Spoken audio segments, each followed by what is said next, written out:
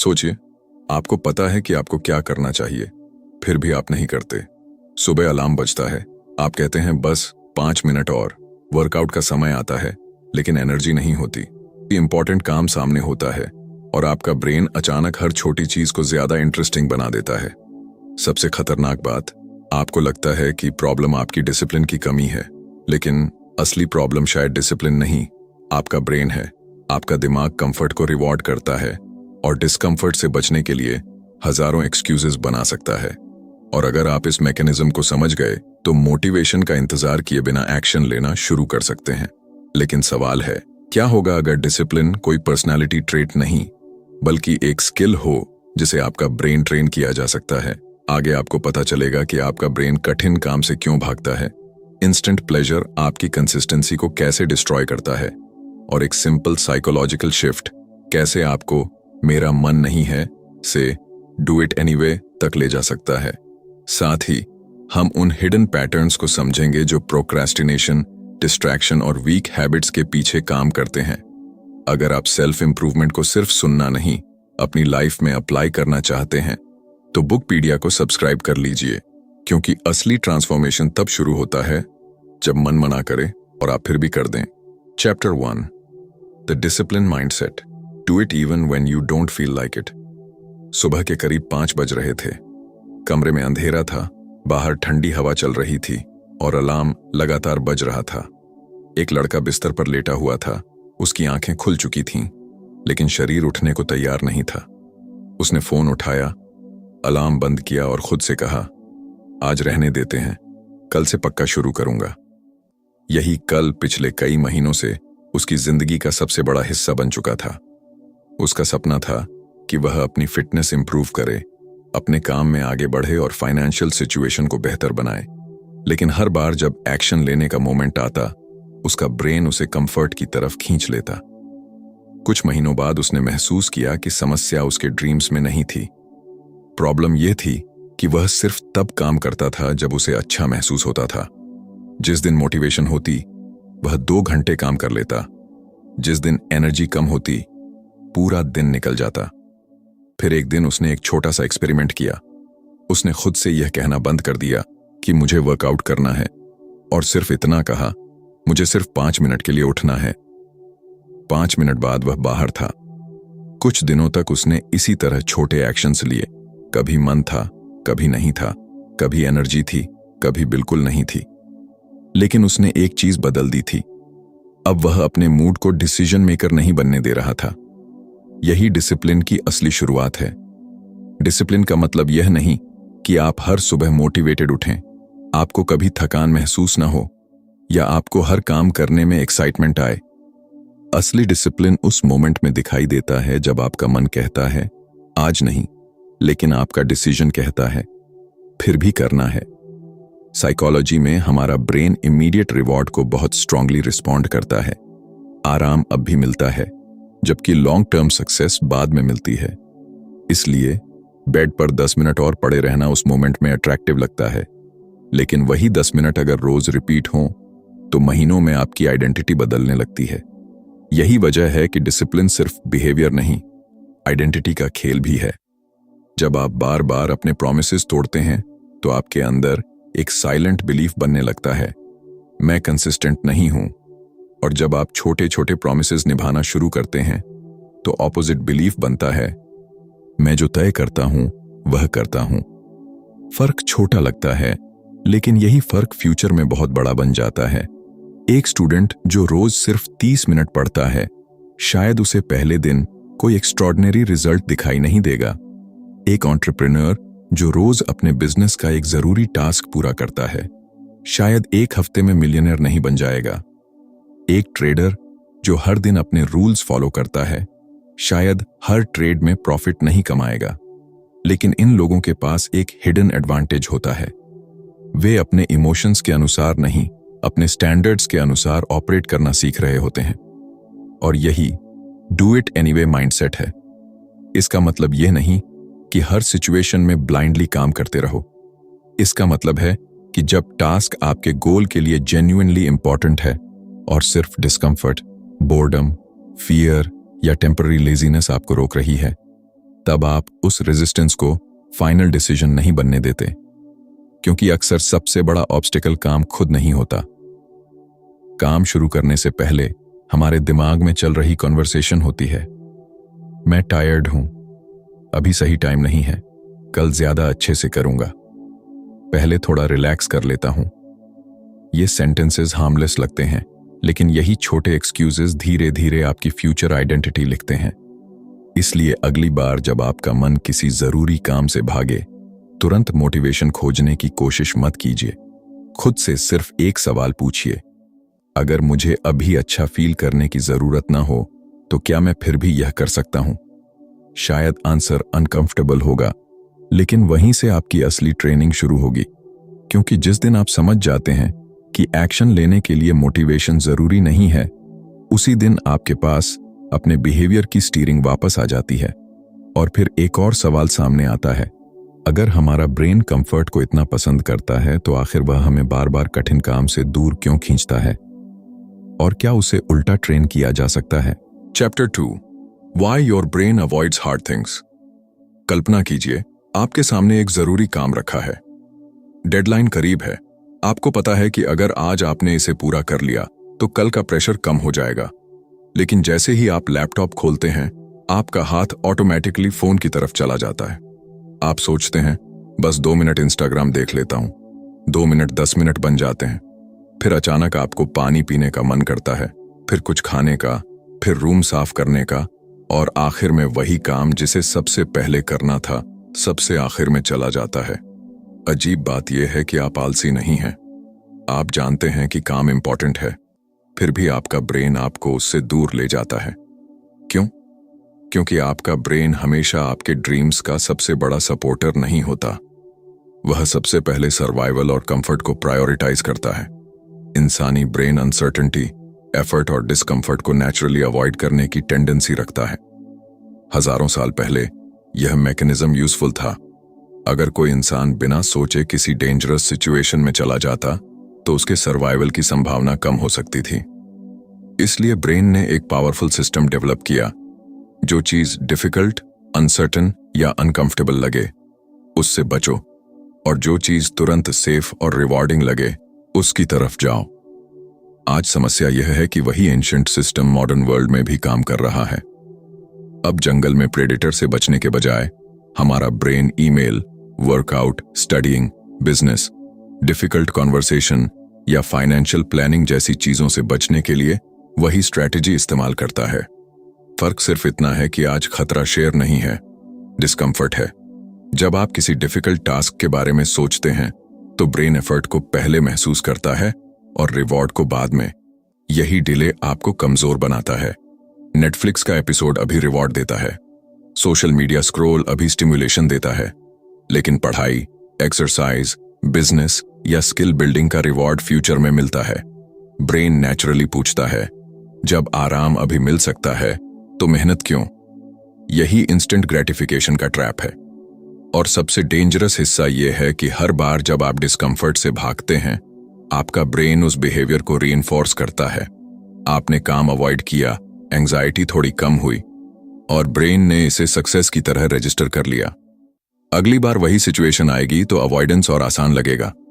यही प्रोक्रेस्टिनेशन का psychological loop है। टास्क आता है, डिस्कंफर्ट पैदा होता है, आप उसे अवॉइड करते हैं, टेम्परेरी रिलीफ मिलता है, और आपका ब्रेन सीखता है कि अवॉइडेंस काम करता है। फिर अगली बार डिस्कंफर्ट और जल्दी आता है।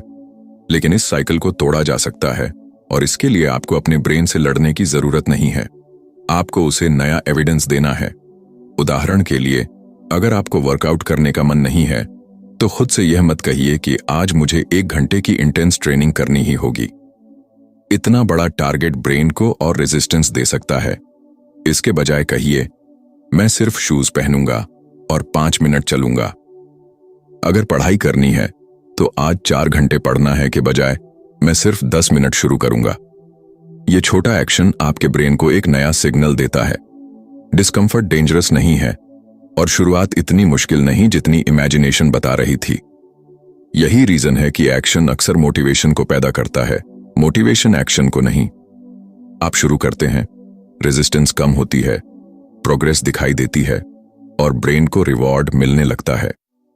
धीरे धीरे वही काम जिसे आप पहले अवॉइड करते थे फैमिलियर लगने लगता है। लेकिन यहां एक सटल साइकोलॉजिकल शिफ्ट है जिसे ज्यादातर लोग मिस कर देते हैं। डिसिप्लिन का मतलब डिस्कंफर्ट को खत्म करना नहीं है।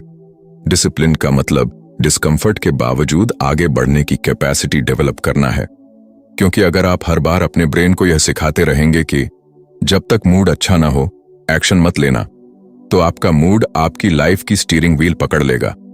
लेकिन अगर आप बार बार छोटे अनकंफर्टेबल एक्शंस लेते हैं तो ब्रेन एक नई कहानी सीखता है। मैं अनकंफर्टेबल हो सकता हूं और फिर भी काम कर सकता हूं। यही बिलीफ धीरे धीरे कॉन्फिडेंस में बदलता है। और कॉन्फिडेंस हमेशा सोचने से नहीं आता, वह खुद को बार बार प्रूफ देने से आता है। अब इमेजिन कीजिए, अगर आप अपने ब्रेन को सिर्फ कठिन काम टॉलरेट करना ही नहीं बल्कि उसे पसंद करना सिखा सकें। Chapter 3, train your mind to crave discipline. कल्पना कीजिए कि एक दिन सुबह आपका अलार्म बजता है, लेकिन इस बार कहानी थोड़ी अलग है।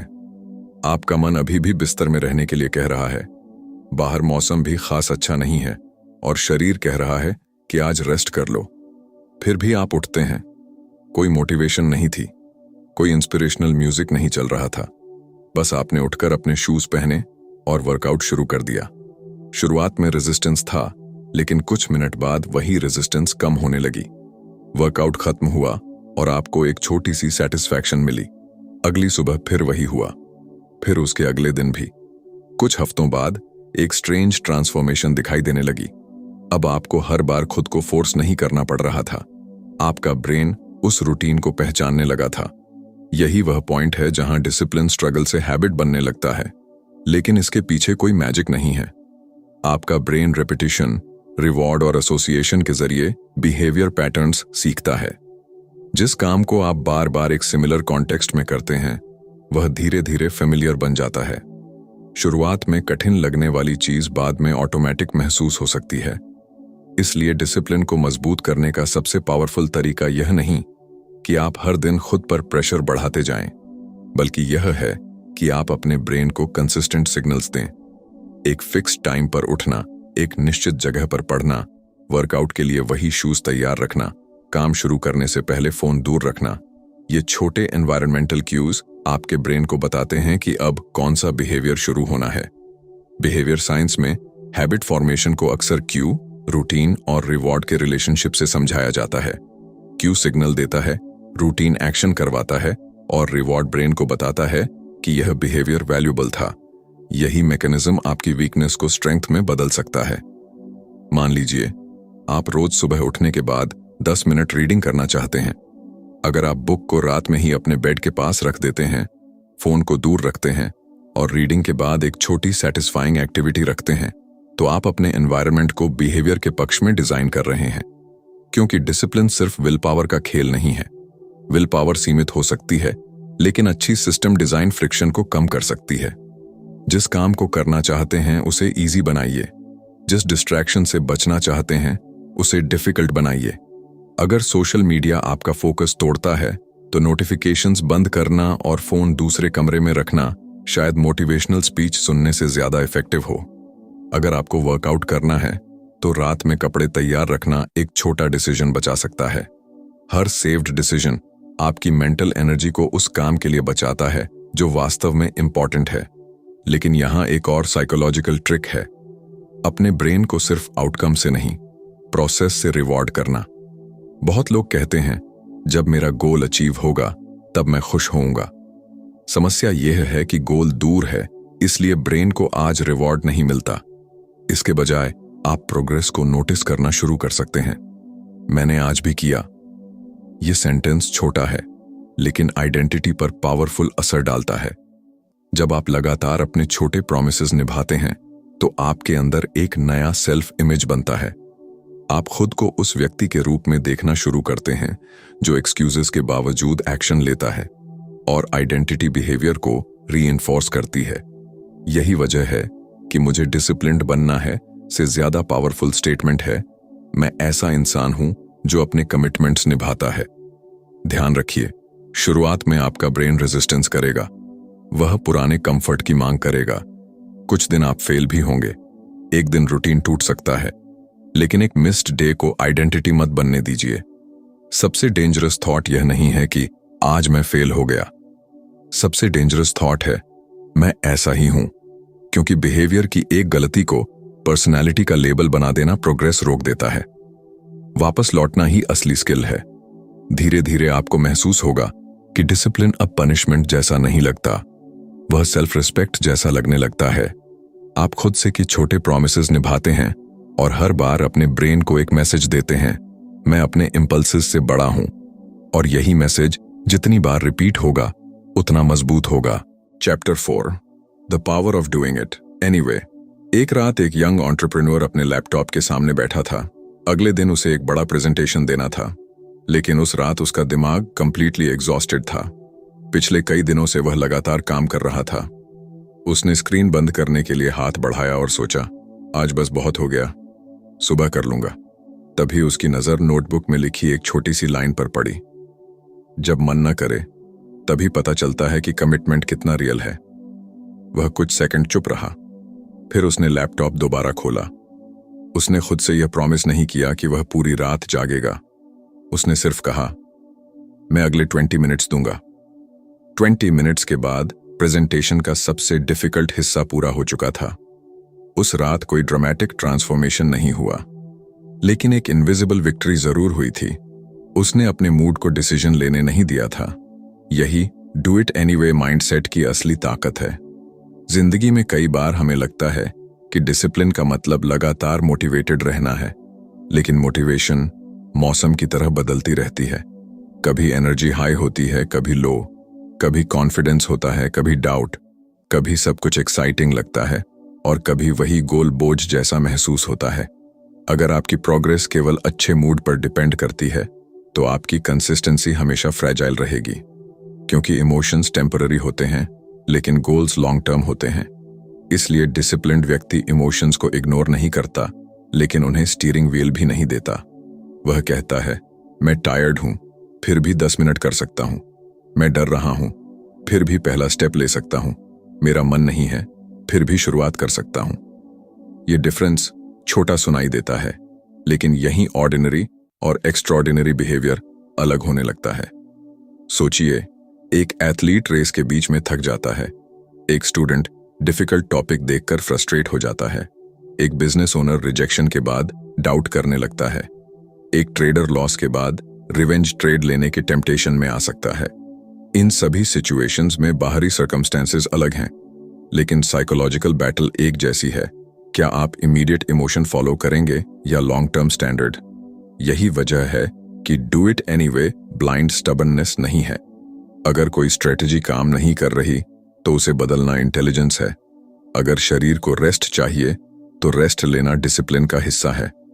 लेकिन अगर सिर्फ बोर्डम, फियर, लेजीनेस या टेम्पोरेरी डिस्कम्फर्ट आपको रोक रहा है तो वहीं आपको अपने पुराने पैटर्न को चैलेंज करना पड़ता है।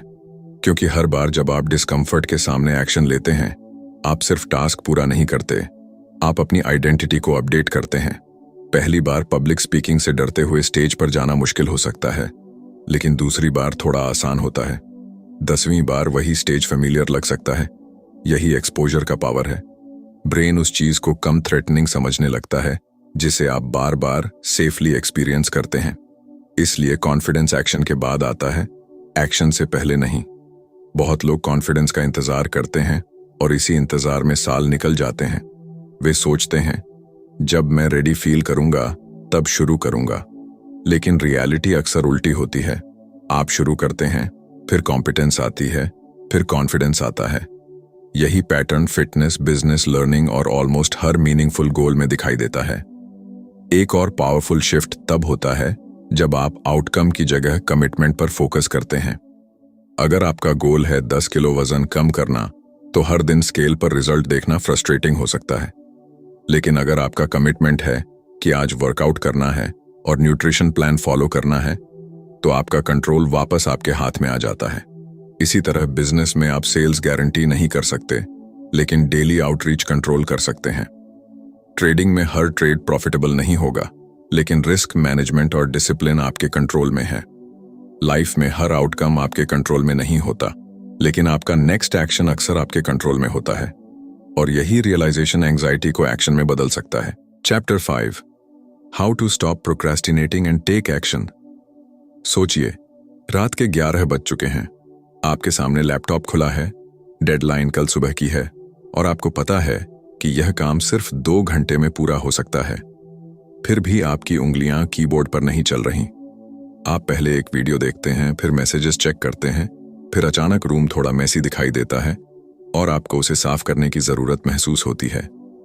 कुछ देर बाद आप खुद से कहते हैं, अब बहुत देर हो गई है, सुबह जल्दी उठकर कर लूंगा। लेकिन सुबह अलार्म बजता है और वही कहानी दोबारा शुरू हो जाती है। यही प्रोक्रेस्टिनेशन है, काम करने की इनएबिलिटी नहीं, बल्कि अनकंफर्टेबल काम को टेम्परेरीली अवॉइड करने की हैबिट। और सबसे इंटरेस्टिंग बात यह है कि प्रोक्रेस्टिनेशन अक्सर लेजीनेस की तरह दिखाई देती है, लेकिन उसके पीछे फियर, अनसर्टेनिटी, परफेक्शनिज्म और इंस्टेंट ग्रेटिफिकेशन जैसे साइकोलॉजिकल ट्रिगर्स छिपे हो सकते हैं। जब कोई टास्क बहुत बड़ा, बोरिंग या डिफिकल्ट लगता है, तो आपका ब्रेन नेचुरली उससे एस्केप राउट खोजता है। उस मोमेंट में फोन उठाना सिर्फ डिस्ट्रैक्शन नहीं होता, वह टेम्पररी इमोशनल रिलीफ बन जाता है। आप काम से दूर जाते हैं और एंग्जाइटी थोड़ी कम हो जाती है। ब्रेन इस रिलीफ को रिवॉर्ड की तरह याद रखता है। फिर अगली बार वही टास्क सामने आते ही अवॉइडेंस और ऑटोमेटिक हो जाती है। इस साइकिल को तोड़ने के लिए सबसे पहले आपको टास्क को छोटा करना होगा। अगर आप खुद से कहते हैं, आज मुझे पूरा प्रोजेक्ट खत्म करना है, तो ब्रेन को पूरा माउंटेन दिखाई देता है। लेकिन अगर आप कहते हैं, मैं सिर्फ डॉक्यूमेंट खोलूंगा और पहला पैराग्राफ लिखूंगा, तो रेजिस्टेंस ड्रामेटिकली कम हो सकती है। इसे बिहेवियरल एक्टिवेशन की तरह समझ सकते हैं, पहले एक्शन फिर मोमेंटम। अक्सर हम सोचते हैं कि मोटिवेशन आएगी, फिर हम काम शुरू करेंगे। रियलिटी में कई बार शुरुआत ही मोटिवेशन पैदा करती है। जैसे ही आप पहला छोटा स्टेप लेते हैं, अनसर्टेनिटी कम होती है, प्रोग्रेस दिखाई देती है और ब्रेन को सिग्नल मिलता है कि टास्क मैनेजेबल है। इसी वजह से एक पावरफुल रूल हो सकता है, मेक स्टार्टिंग रिडिकुलसली इजी। अगर पढ़ना है, सिर्फ बुक खोलिए। अगर एक्सरसाइज करनी है, सिर्फ शूज पहनिए। अगर बिजनेस शुरू करना है, सिर्फ पहला कस्टमर मैसेज लिखिए। अगर कोई डिफिकल्ट कॉन्वर्सेशन करनी है, सिर्फ पहला सेंटेंस तैयार कीजिए। आपको पूरी जर्नी आज तय नहीं करनी है, आपको सिर्फ अगला कदम उठाना है। लेकिन प्रोक्रेस्टिनेशन का एक दूसरा रूप भी है, जो और ज्यादा डेंजरस है, प्रोडक्टिव प्रोक्रेस्टिनेशन। इसमें इंसान बिजी तो रहता है, लेकिन इंपॉर्टेंट काम से बचता रहता है। वह ईमेल्स ऑर्गेनाइज करता है, नोट्स बनाता है, प्लानिंग करता है, वीडियोस देखता है, टूल्स बदलता है, लेकिन वह अनकंफर्टेबल एक्शन नहीं लेता जो वास्तव में रिजल्ट पैदा कर सकता है। इसलिए खुद से पूछना जरूरी है, क्या मैं सच में प्रोग्रेस कर रहा हूं या सिर्फ प्रोग्रेस जैसा फील कर रहा हूं? यह सवाल कई इल्यूजन्स तोड़ सकता है। एक एंटरप्रेन्योर 10 घंटे बिजनेस वीडियोस देख सकता है, लेकिन अगर उसने कोई ऑफर मार्केट में नहीं रखा, तो नॉलेज एक्यूमुलेशन प्रोग्रेस नहीं है। एक स्टूडेंट पूरे दिन स्टडी मटेरियल अरेंज कर सकता है, लेकिन अगर उसने एक्चुअल क्वेश्चंस सॉल्व नहीं किए, तो प्रिपरेशन अधूरी है। एक क्रिएटर थंबनेल्स बदलता रह सकता है, लेकिन अगर कंटेंट पब्लिश ही नहीं कर रहा, तो परफेक्शनिज्म प्रोग्रेस का डिस्गाइज बन गया है। इसीलिए एक्शन को मेजरेबल बनाइए। मैं बिजनेस पर काम करूंगा, वेगा है। मैं आज 5 पोटेंशियल क्लाइंट्स को मैसेज करूंगा, क्लियर है। मैं पढ़ाई करूंगा, वेग है। मैं चैप्टर के 20 क्वेश्चंस सॉल्व करूंगा, क्लियर है। जितना स्पेसिफिक एक्शन होगा, उतना कम मेंटल नेगोशिएशन होगा। और एक और ट्रिक बेहद पावरफुल है, डिसीजन पहले ले लीजिए, उस मोमेंट पर नहीं जब इमोशन आपको कन्विंस करने लगे। अगर आपको सुबह वर्कआउट करना है, तो रात में तय कर दीजिए कि किस समय उठना है और क्या पहनना है। अगर सुबह उठकर आप नेगोशिएशन शुरू करेंगे, तो आपका टायर्ड ब्रेन कंफर्ट के पक्ष में आर्ग्यूमेंट जीत सकता है। Chapter 6, build habits that make discipline automatic. एक सुबह एक आदमी ने अपना फोन उठाया और देखा कि सुबह के सिर्फ 7 बजे थे, लेकिन वह already 30 minutes social media scroll कर चुका था। उसने फोन नीचे रखा और खुद से कहा, मैं इतना डिसिप्लिन्ड क्यों नहीं हूं? लेकिन असली सवाल शायद यह नहीं था कि उसमें डिसिप्लिन की कमी क्यों थी। असली सवाल था, उसका एनवायरनमेंट किस बिहेवियर को आसान बना रहा था। फोन उसके तकिए के पास था, नोटिफिकेशंस लगातार आ रही थीं, और जैसे ही उसकी आंख खुलती थी उसका हाथ ऑटोमेटिकली स्क्रीन तक पहुंच जाता था। दूसरी तरफ जिस काम को वह करना चाहता था उसके लिए उसे लैपटॉप खोलना, डेस्क पर बैठना और खुद को मेंटली प्रिपेयर करना पड़ता था। यानी डिस्ट्रैक्शन के रास्ते में फ्रिक्शन लगभग जीरो था, लेकिन प्रोडक्टिव एक्शन के रास्ते में कई छोटे ऑब्स्टिकल्स थे। यही कारण है कि डिसिप्लिन को केवल विल पावर के भरोसे छोड़ना एक कमजोर स्ट्रेटजी हो सकती है। अगर आप चाहते हैं कि सही बिहेवियर बार बार हो तो आपको ऐसा एनवायरनमेंट और ऐसा हैबिट सिस्टम बनाना होगा जिसमें सही काम करना आसान हो और गलत काम करना थोड़ा मुश्किल। यही वह पॉइंट है जहां हैबिट्स आपकी जिंदगी को बदलना शुरू करती हैं। शुरुआत एक सिंपल प्रिंसिपल से होती है। हर बिहेवियर किसी ट्रिगर से जुड़ा होता है। सुबह अलार्म बजना एक क्यू है, फोन देखना रूटीन है, नोटिफिकेशंस रिवॉर्ड का एंटिसिपेशन पैदा करती हैं। इसी तरह अगर आप चाहते हैं कि सुबह रीडिंग की हैबिट बने तो बुक को ऐसी जगह रखिए जहां आपकी नजर नेचुरली जाए। अगर वर्कआउट करना है तो रात में शूज और क्लोथ्स तैयार रखिए। अगर आपको डीप वर्क करना है तो काम शुरू करने से पहले फोन दूसरे कमरे में रख दीजिए। ये छोटी चीजें मामूली लग सकती हैं, लेकिन आपका ब्रेन एनवायरनमेंट से लगातार सिग्नल्स ले रहा होता है। जितना ज्यादा आप डिसीजन मेकिंग कम करेंगे उतना बिहेवियर ऑटोमेटिक बनने की संभावना बढ़ेगी। सोचिए, अगर हर सुबह आपको यह डिसाइड करना पड़े कि वर्कआउट करना है या नहीं, पढ़ना है या नहीं, फोन रखना है या नहीं, तो दिन की शुरुआत ही मेंटल नेगोशिएशन से होगी। लेकिन अगर आपने पहले से सिस्टम बना रखा है तो आपको सिर्फ उसे फॉलो करना है। यही रीजन है कि डिसिप्लिन्ड लोग हमेशा एक्स्ट्रॉर्डिनरी विल पावर वाले नहीं होते। कई बार उन्होंने बस अपने एनवायरनमेंट को इंटेलिजेंट तरीके से डिजाइन किया होता है। एक स्टूडेंट अगर फोन को स्टडी टेबल से दूर रखता है तो वह अपने अटेंशन की रक्षा कर रहा है। एक एंटरप्रेन्योर अगर सुबह के सबसे प्रोडक्टिव आवर्स मीटिंग्स से बचाता है तो वह अपनी कॉग्निटिव एनर्जी प्रोटेक्ट कर रहा है। एक क्रिएटर अगर हर दिन एक फिक्स्ड टाइम पर राइटिंग शुरू करता है तो वह ब्रेन को एक प्रेडिक्टेबल क्यू दे रहा है। धीरे धीरे वही क्यू एक्शन का सिग्नल बन जाता है। लेकिन हैबिट्स को मजबूत करने के लिए एक और इम्पॉर्टेंट एलिमेंट है, कंसिस्टेंसी विदाउट परफेक्शन। बहुत लोग 3 दिन रूटीन फॉलो करते हैं, चौथे दिन मिस होता है और फिर पूरी हैबिट छोड़ देते हैं। उन्हें लगता है कि स्ट्रीक टूट गई, इसलिए प्रोग्रेस भी खत्म हो गई। लेकिन असली गोल परफेक्ट स्ट्रीक नहीं, फास्ट रिकवरी होना चाहिए। एक दिन मिस होना प्रॉब्लम नहीं है, दोबारा वापस ना आना प्रॉब्लम है। अगर सोमवार को वर्कआउट मिस हुआ तो मंगलवार को वापस जाइए। अगर एक दिन पढ़ाई नहीं हुई तो अगले दिन छोटे सेशन से शुरू कीजिए। यह बिहेवियर आपके ब्रेन को एक पावरफुल मैसेज देता है, मैं टेम्पोरेरी फेलियर के बाद भी वापस लौटता हूं। यही रेजिलियंस हैबिट फॉर्मेशन को मजबूत करती है। अब रिवॉर्ड की बात करें। अगर आप हर बार सिर्फ फ्यूचर रिजल्ट के लिए काम करेंगे तो ब्रेन को इमीडिएट सेटिस्फैक्शन कम मिलेगी। इसलिए प्रोग्रेस को कॉन्शियसली नोटिस करना जरूरी है। वर्कआउट के बाद अपनी एनर्जी महसूस कीजिए। रीडिंग के बाद यह नोटिस कीजिए कि आपने कुछ नया समझा। वर्क सेशन के बाद कंप्लीटेड टास्क को एक्नॉलेज कीजिए। रिवॉर्ड हमेशा बड़ा नहीं होना चाहिए। कई बार कंप्लीशन की फीलिंग ही पर्याप्त होती है। और जब आप लगातार अपने एक्शंस को पॉजिटिव आइडेंटिटी से जोड़ते हैं तो बिहेवियर का मीनिंग बदलने लगता है। मुझे पढ़ना पड़ता है, धीरे धीरे मैं रोज पढ़ने वाला व्यक्ति हूं में बदल सकता है। मुझे एक्सरसाइज करनी चाहिए, बदलकर मैं अपने शरीर का ध्यान रखने वाला इंसान हूं बन सकता है। आइडेंटिटी बेस्ड हैबिट्स का यही पावर है। आप सिर्फ एक एक्शन रिपीट नहीं कर रहे होते, आप अपने बारे में एक नई कहानी लिख रहे होते हैं। Chapter 7, master your emotions, distractions and excuses.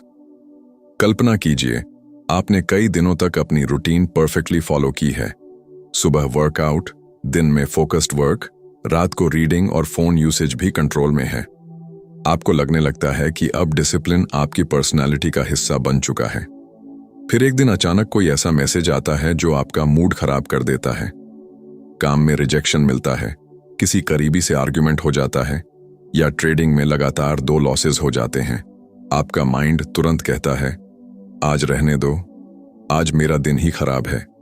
यही वह मोमेंट है जहां आपकी असली डिसिप्लिन सामने आती है, क्योंकि इजी डेज में डिसिप्लिन्ड रहना मुश्किल नहीं होता। असली चैलेंज तब शुरू होता है जब इमोशंस आपके डिसीजंस पर कब्जा करने लगते हैं। इंसानी ब्रेन इमोशंस को इग्नोर नहीं कर सकता, लेकिन उन्हें डिसीजन मेकर बनने देना भी जरूरी नहीं है। फियर आपको रिस्क से बचा सकता है, एंगर आपको इंपल्सिव बना सकता है, बोर्डम आपको डिस्ट्रैक्शन की तरफ धकेल सकता है, और एक्साइटमेंट आपको अननेसेसरी डिसीजंस लेने के लिए पुश कर सकती है। इसलिए इमोशनल डिसिप्लिन का मतलब इमोशनलेस बनना नहीं है। इसका मतलब है इमोशन को नोटिस करना, लेकिन उसके आधार पर तुरंत एक्शन न लेना। मान लीजिए आप कोई इंपॉर्टेंट प्रोजेक्ट कर रहे हैं और अचानक आपको लगता है कि आप अच्छा परफॉर्म नहीं कर रहे। आपका माइंड कह सकता है, तुमसे नहीं होगा। अगर आप इस थॉट को फैक्ट मान लेते हैं तो आप काम छोड़ सकते हैं, लेकिन अगर आप सिर्फ इतना कहें, अभी मुझे डाउट महसूस हो रहा है, लेकिन डाउट प्रूफ नहीं है, तो आपके पास डिसीजन लेने की थोड़ी स्पेस वापस आ जाती है। यही इमोशनल अवेयरनेस है। थॉट और एक्शन के बीच जो छोटा सा गैप बनता है, वही सेल्फ कंट्रोल का मैदान है। जितना बड़ा वह गैप होगा, उतनी फ्रीडम आपके पास होगी। डिस्ट्रैक्शन भी इसी गैप को छोटा करने की कोशिश करती है। नोटिफिकेशन आती है और हाथ फोन पर चला जाता है। कोई अनकंफर्टेबल टास्क आता है और ब्राउजर ऑटोमेटिकली खुल जाता है। अचानक कोई नेगेटिव थॉट आता है और आप एंडलेस स्क्रॉलिंग शुरू कर देते हैं। डिस्ट्रैक्शन की ताकत सिर्फ उसके कंटेंट में नहीं होती, बल्कि उसकी इमीडिएसी में होती है। वह आपको बिना एफर्ट के इंस्टेंट स्टिमुलेशन देती है। इसलिए फोकस बचाने का एक पावरफुल तरीका है कि डिस्ट्रैक्शन को पहचानने से पहले ही उसका रास्ता कठिन बना दिया जाए। फोन को साइलेंट करना पर्याप्त नहीं हो सकता, उसे फिजिकली दूर रखना ज्यादा इफेक्टिव हो सकता है।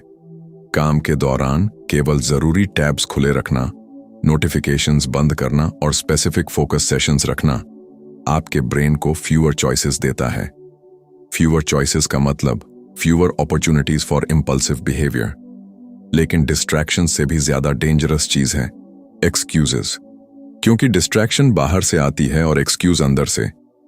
मेरे पास टाइम नहीं है, मैं अभी टायर्ड हूं, पहले थोड़ा रिसर्च कर लेता हूं, जब सिचुएशन बेटर होगी तब शुरू करूंगा। ये सेंटेंसेस सुनने में लॉजिकल लग सकते हैं, इसलिए हर एक्सक्यूज को ब्लाइंडली रिजेक्ट करने के बजाय उसे टेस्ट करना चाहिए। खुद से पूछिए, क्या यह जेन्युइन कंस्ट्रेंट है या डिस्कंफर्ट से बचने का तरीका? अगर आप जेन्युइनली एग्जॉस्टेड हैं तो रेस्ट जरूरी हो सकता है, लेकिन अगर आप सिर्फ इसलिए काम टाल रहे हैं क्योंकि टास्क बोरिंग है, तो आपको अपने इमोशन का सम्मान करने के साथ अपने कमिटमेंट का भी सम्मान करना होगा। यही मैच्योर डिसिप्लिन है। एक प्रैक्टिकल टेक्निक है इमोशनल डिले। जब कोई इंपल्स बहुत स्ट्रांग हो, तुरंत डिसीजन लेने के बजाय कुछ मिनट्स का गैप बनाइए। एंग्री होकर रिप्लाई करने से पहले रुकिए। अननेसेसरी परचेस करने से पहले वेट कीजिए। लॉस के बाद तुरंत दूसरा ट्रेड लेने के बजाय पॉज कीजिए। यह छोटा डिले ब्रेन को इमोशनल रिएक्शन से डिलिबरेट रिस्पॉन्स की तरफ शिफ्ट करने का मौका देता है। साइकोलॉजी में इंपल्स कंट्रोल इसी तरह प्रैक्टिस से मजबूत हो सकता है। हर बार जब आप इंपल्स महसूस करके भी तुरंत रिएक्ट नहीं करते, आप अपने ब्रेन को नया एविडेंस देते हैं कि हर फीलिंग को एक्शन में बदलना जरूरी नहीं है। धीरे धीरे सेल्फ कंट्रोल स्ट्रॉन्गर होता है। लेकिन इमोशंस को कंट्रोल करने का एक और पावरफुल तरीका है अपने स्टैंडर्ड्स पहले से तय करना।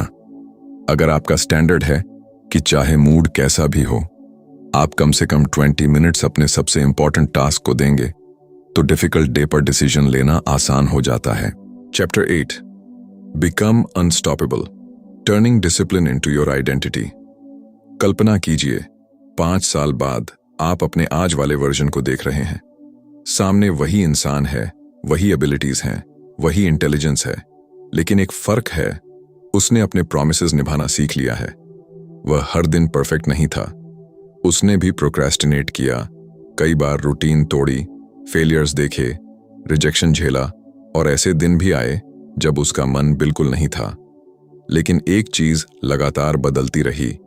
उसने अपने बिहेवियर को अपनी टेम्पररी फीलिंग से अलग करना सीख लिया।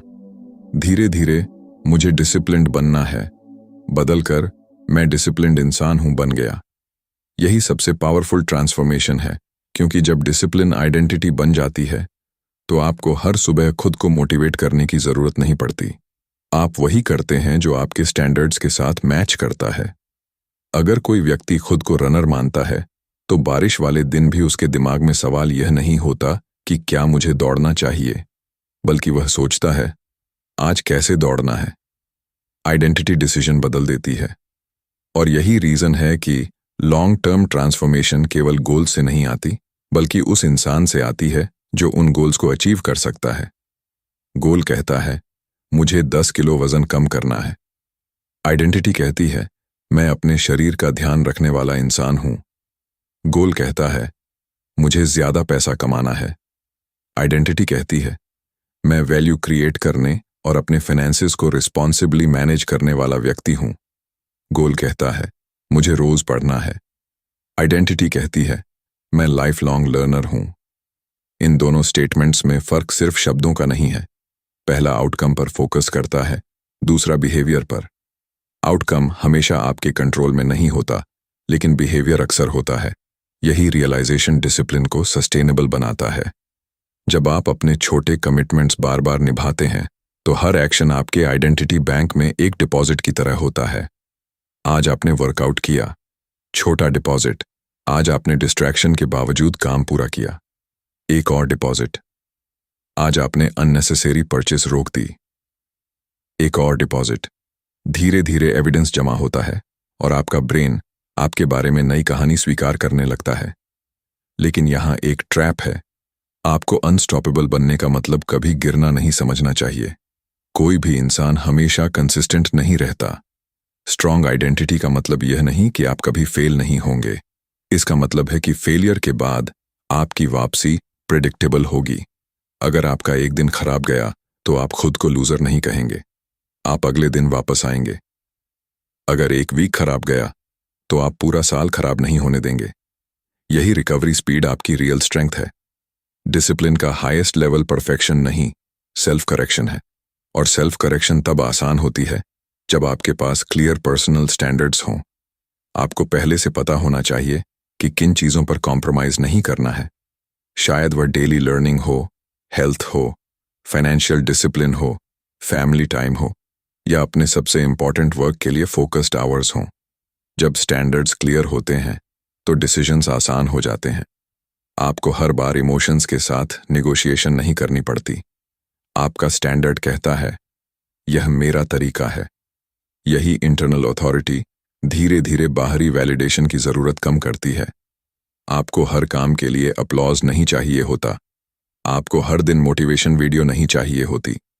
आपको किसी और की परमिशन नहीं चाहिए होती, क्योंकि आपका कमिटमेंट बाहर से नहीं अंदर से आता है। यही वह पॉइंट है जहां डू इट एनीवे सिर्फ एक फ्रेज नहीं रहता, यह एक ऑपरेटिंग प्रिंसिपल बन जाता है। मन करे तो करो, मन न करे तब भी करो, अगर वह काम आपके वैल्यूज और गोल्स के लिए जेन्युइनली जरूरी है। डर लगे तो डर के साथ आगे बढ़ो। बोर्डम आए तो बोर्डम के बावजूद कंटिन्यू करो। फेलियर मिले तो उससे सीख कर वापस लौटो। लेकिन इसका मतलब यह भी है कि आपको इंटेलिजेंटली चूज करना होगा कि किस चीज के लिए डिसिप्लिन चाहिए। हर अपॉर्चुनिटी को चेस करना डिसिप्लिन नहीं है। हर रिक्वेस्ट को एक्सेप्ट करना डिसिप्लिन नहीं है। कभी कभी नहीं कहना भी डिसिप्लिन है। अपनी एनर्जी को उन चीजों के लिए बचाना जो आपके लॉन्ग टर्म पर्पस से जुड़ी हैं, यही मैच्योर सेल्फ कंट्रोल है। धन्यवाद।